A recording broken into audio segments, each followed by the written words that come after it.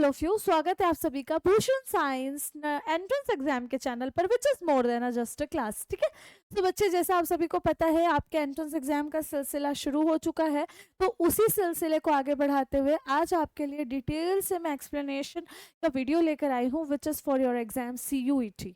CUET होता क्या है, कौन कंडक्ट कराता है, कैसी एलिजिबिलिटी होती है, what is the criteria of all this, let's we understand. तो सबसे पहले हम समझते हैं बच्चे, जो CUET होता है ये होता है कॉमन यूनिवर्सिटी एंट्रेंस टेस्ट। ठीक है, which is a online mode. ठीक है, ये कैसा होता है, एक ऑनलाइन मोड टेस्ट होता है, इफ यू विल वो गोइंग टू अंडरस्टैंड इट। ठीक है, तो ध्यान से समझिएगा बच्चे, ये कैसा एग्जाम है, ये ऑनलाइन मोड होने वाला एग्जाम है। First of all CBT pattern में होता है आफ्टर 2025। अब ये आपका ऑनलाइन होगा। इतना ही नहीं बच्चे, इसके बाद हम और कौन सी चीज जानते हैं इस एग्जाम से रिलेटेड। तो बच्चे पहले जो यूनिवर्सिटीज होती थी वो अलग अलग यूनिवर्सिटी अपना अलग अलग एग्जाम कंडक्ट कर, राइट।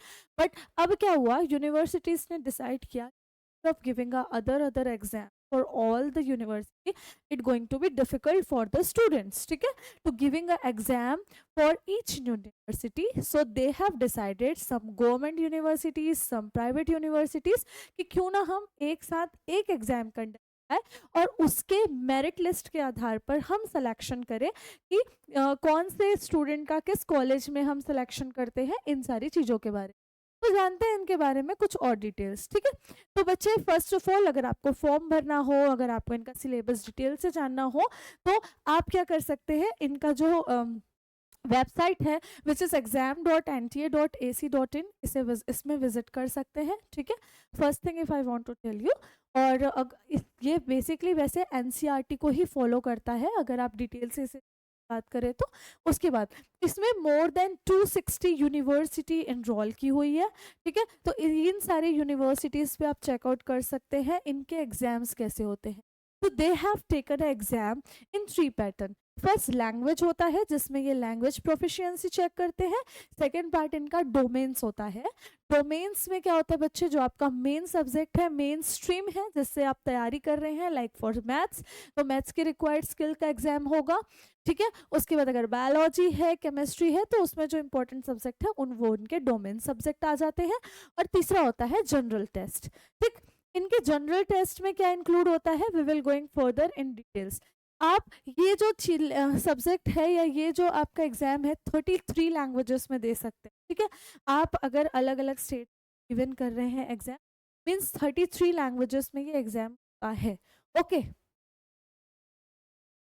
33 लैंग्वेजेस से इंडिविजुअल आप इसमें एग्जाम दे सकते हैं। और आप अगर 15 ऐसे लैंग्वेज चूज कर सकते हैं for giving a exam.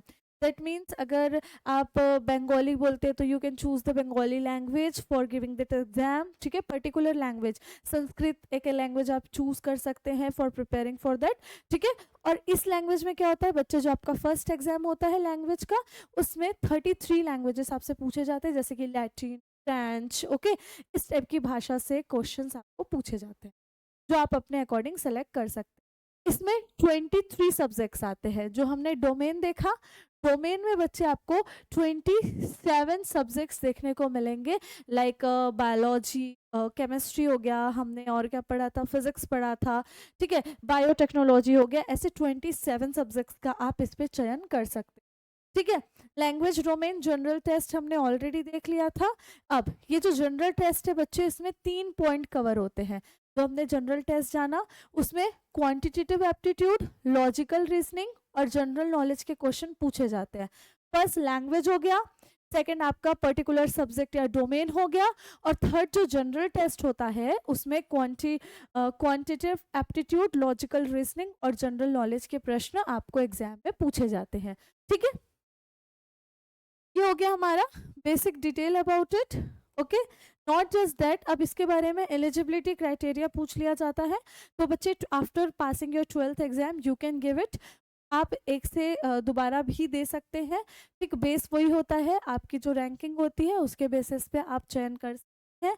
Second चीज, if I want to give a information about this exam, तो ये सारे स्ट्रीम के लिए होता है, ये आपको एक इन्फॉर्मेशन देनी थी। और सारी यूनिवर्सिटीज़ इसमें एनरोल नहीं है, but more than 260 universities are conducting together, तो उसके लिए सिर्फ एक एग्ज़ाम होता है, ठीक है। और बच्चे अगर इसके बारे में और डिटेल से मैं बात करूँ तो ये नॉर्मल कॉमन टेस्ट की तरह ही आपको कंडक्ट कराया जाता है और इसी से बहुत सारे यूनिवर्सिटी आप exam you and other BHU university, उसमें एक डिफरेंट क्राइटेरिया के अंतर्गत सारे जो यूनिवर्सिटी है वो ऐड है और उनके सब्जेक्ट्स भी पर्टिकुलर सब्जेक्ट की पर्टिकुलर रिक्वायरमेंट्स, ठीक है। सो आई होप आपको ये इन्फॉर्मेशन बेनिफिशियल लगा हो। If it's really feel beneficial for you, so don't forget to like, share and subscribe to our channel. Thank you all of you.